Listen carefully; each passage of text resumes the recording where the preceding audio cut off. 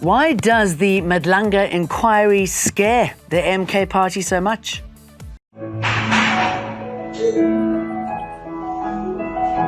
South Africa's children caught between gangs and guns.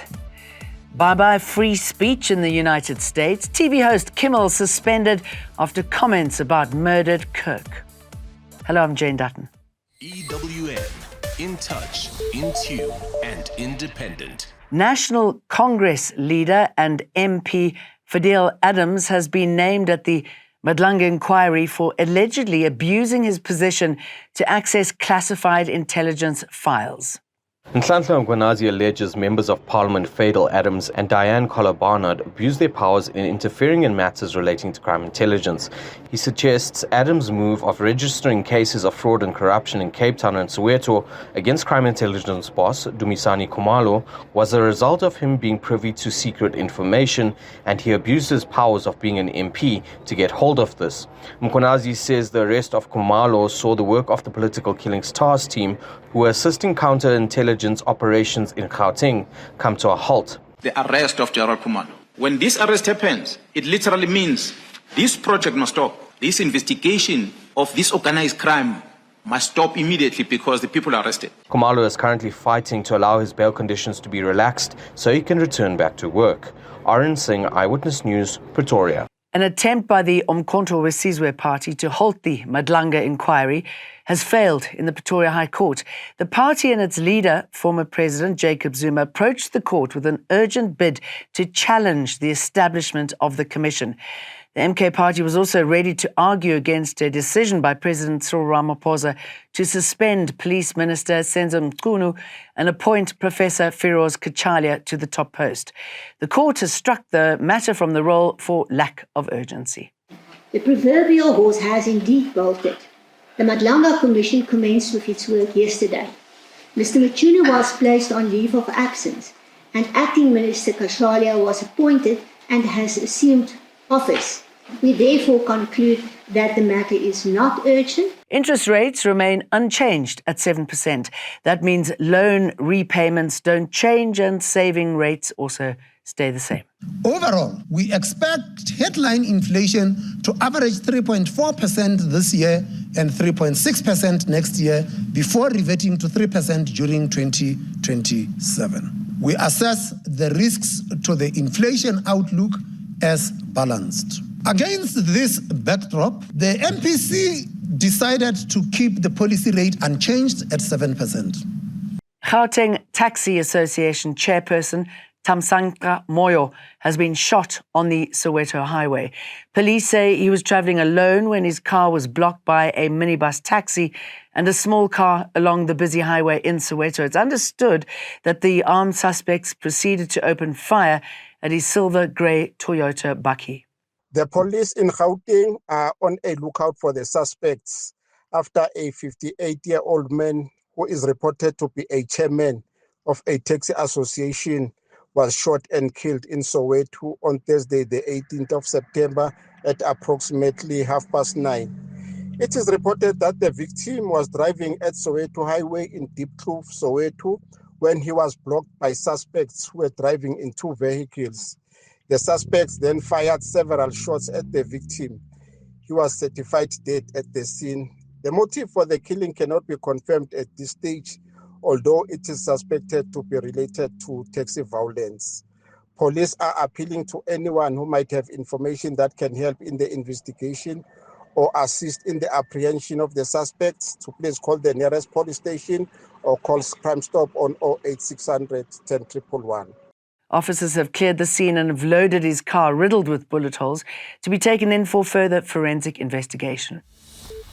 Now, the children caught in the crosshairs of gang wars, ducking and diving bullets, has become the norm for many living in gang-riddled communities across the Cape.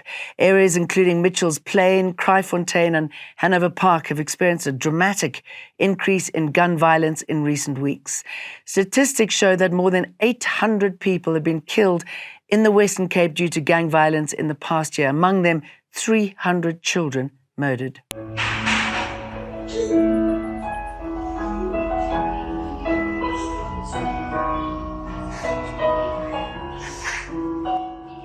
This is a snippet of a video taken of grade R learners at a primary school in Mitchell's Plain. The children can be seen quietly lying flat on their stomachs on a carpet on the classroom floor as gunshots ring out outside. In a calm voice, the teacher can be heard telling the boys and girls to close their eyes and listen to the music.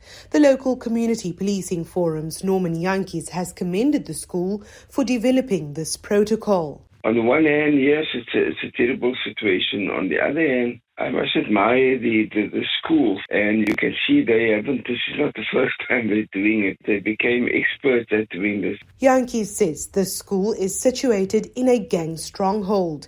He says the violence is equally as traumatic for the educators, whose main priority is the well-being and safety of the children in their classrooms. Lauren Isaacs, Eyewitness News. The Cape Crime Crisis Coalition hosted an interfaith gathering at a mosque in Mitchell's Plain today relating to this violence. Just last night, 3 people were shot dead in Westridge, Mitchell's Plain, in a suspected gang-related incident. The message is being developed. Soon it's going to make public space, and soon the community is going to hear of it. The key state witness in the Lusiki mass murder case in the Eastern Cape has told the court that the massacre had to do with a feud between accused number 1, Mkhwanazi Ndamase's mother, and members of the Sinqina family. Luando Abi testified that the hit was carried out on the instructions of Ndamase. 18 people were shot and killed in Ngobozana village in September last year. Abi was part of the assassination team and is now turned state witness. The first session of the trial has come to an end, with further proceedings set to resume next year. When the matter resumes, it is expected that lawyers for the other 5 accused will cross-examine the state's 204 witness. We are glad as the state of the progress that has been made yet, because we've been able to call at least more than 25 witnesses. Residents in Westbury say the mayor of Joburg better have a good explanation for why the water in the area hasn't been fully restored. Exactly a week ago, Mayor Dada Morero and Joburg Water responded to mass protests by promising water following months of water outages. Resident Sani van Zyl admits that there were some water drops trickling down his tap, but it's not enough. They just feel that they've been duped and they've been lied to, they've been deceived and they've been let down. So what we need to understand is that we are not going to say, we're sorry that you have a problem, Mr. Mayor. Don't make your problem our problem. Agriculture Minister John Steenhuisen believes the United States' new trade tariffs will threaten global food security. He's hosting the G20 Agriculture Working Group and Food Security Task Force ministerial meetings currently underway in Somerset West. Steenhuisen said he expects climate change and sustainable development matters to be the greatest sticking points in reaching a consensus. It's the single biggest threat to agriculture, and climate volatility affects smallholder farmers and subsistence farmers the most. Israeli tanks and warplanes have pounded Gaza City. The UN says this is driving, quote, new waves of displacement. Thousands have been seen fleeing south with belongings piled onto cars and carts. The WHO warns hospitals are near collapse, with families forced into what it calls areas unfit for human dignity. Gaza officials say more than 60 people have been killed in the latest strikes.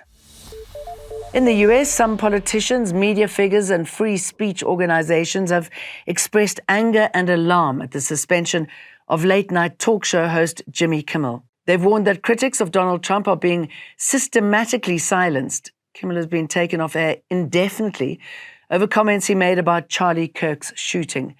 Kirk was shot and killed during an address at Utah Valley University last week. President Trump, in a social media post from Windsor Castle in Britain, said this is, quote, great news for America. Back home, 2 cycling academies will be able to start their very own spin classes after a fundraising event raised money for the academies. Cycle for Change held a spinathon at Cape Town's waterfront this past weekend to raise money for the cycling academies based in under-resourced communities.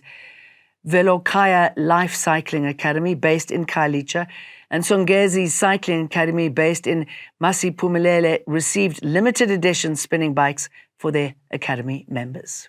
So we're going to be getting the Matrix ICR 50s That's like a limited edition spinning bike. So we, in particular, as Velokaya, will be receiving about 20 of those. Those are like retail for just under 6,000 Rand each.